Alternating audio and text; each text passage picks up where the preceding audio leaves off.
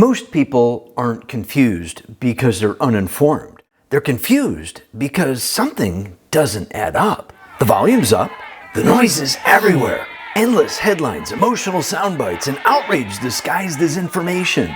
But the meaning? It's missing.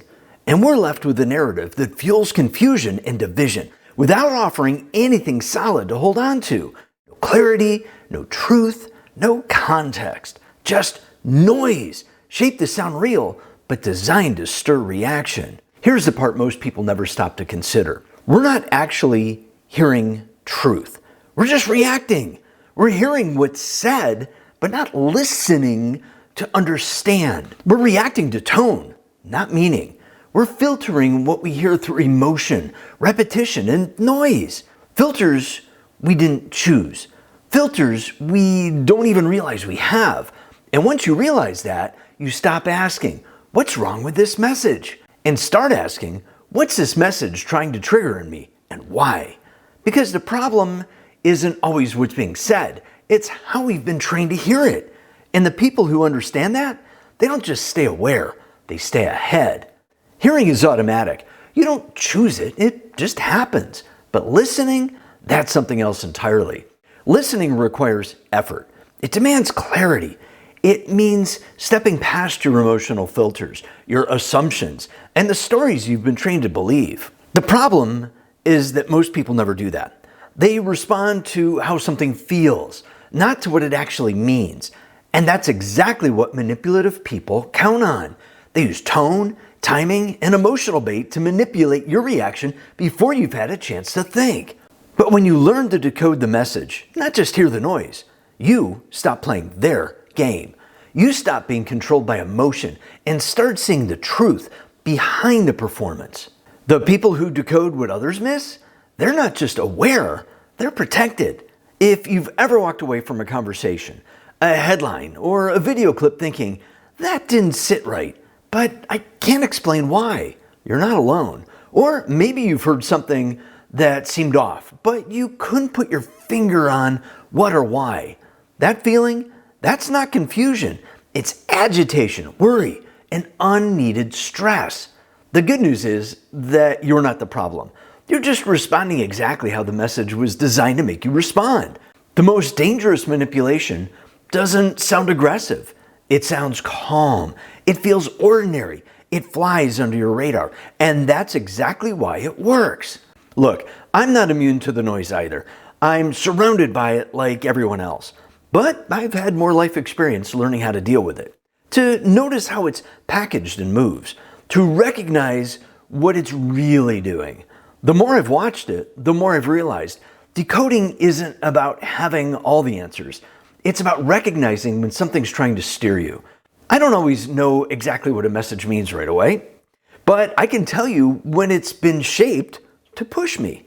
And that awareness, it's enough to break the spell. There's some great tools I've picked up, practical things that help me spot the manipulation faster so I don't get pulled into the game. We'll get to those in just a moment. But first, let me show you what this actually looks like in real life. This kind of thing shows up everywhere, if you know how to spot it. You've seen it before, even if you didn't know what you were looking at. You read a headline and feel instantly angry. But when you stop and look again, there's no real information, just framing. You're in a conversation and the other person twists your words, pulls your tone out of context, and suddenly you're the problem. Or you hear someone give a calm, measured response, and the room erupts anyway, because people aren't reacting to what was said, they're reacting to what they think they heard. That's not a coincidence. That's how trained filters work. And if you don't know how to read what's really being said, you'll keep getting caught in conversations that feel off, but you can't explain why. That's the trap. You feel something's wrong, but you can't name it. It's like standing in a storm of words, trying to find one clear voice. That's why I've learned to slow down, zoom out, and kill my reaction before the headlines take control. It's the only way I found to catch what's actually happening beneath the noise. These aren't just habits, they're techniques I've picked up, real practical ways to recognize manipulation when it shows up, before it pulls you in. Once you know what to watch for, the noise stops feeling so overwhelming. You start spotting the patterns faster, and it always begins with the same move, the same bait. The moment you bite on emotion, then you're on their line. Here's how I break that cycle. Number 1, kill your reaction. If something sparks instant emotion, rage, fear, even celebration, pause. That reaction is the bait. Discernment is the decoder. The goal isn't to feel nothing, it's to show when you're being steered. Number 2, ignore the headline. Headlines aren't there to inform you, they're there to grab you. Before you click or react, ask this: what emotion is this trying to trigger? And what might it be distracting me from? Number 3, track the timing. Watch what happens after the noise. Who moves quietly while everyone's looking the other way? When outrage explodes, what slips through behind it? That's where the real message hides. Number 4, watch for shifts in tone or position. People rarely say what's really happening, but they show it in how they show up. When someone who used to sound confident starts getting vague, when their position changes, but the reason doesn't add up, that's not just a coincidence. It's a pattern, one worth paying attention to, because how people show up often reveals more than what they say. Number 5, spot recycled patterns. The narrative may feel new, but the structure usually isn't. Ask, where have I seen this before? If it walks like a fear campaign and talks like a fear campaign, it probably is. Same tactics, new packaging. Number 6, zoom out. When everything feels chaotic, step back. Who benefits from the confusion? What message slides in while everyone's distracted? The higher you rise above the noise, the easier it is to see the signal for what it really is. These techniques don't just apply to media. They show up in your feed, in conversations, in leadership and management situations, and in relationships. Anywhere someone's trying to steer your response without being direct. The fact is, you don't need to shout louder to be heard. You don't need more noise. You need a better filter.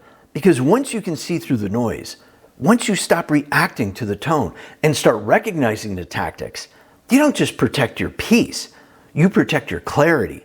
And in a world where confusion is a tool, clarity is power. So if this helped reframe how you see things, make sure to share this video with your friends who might need the same information. Also, drop a comment and tell me what's one moment where you realize the message wasn't what it seemed. There's a lot to choose from, so you might have to think about that.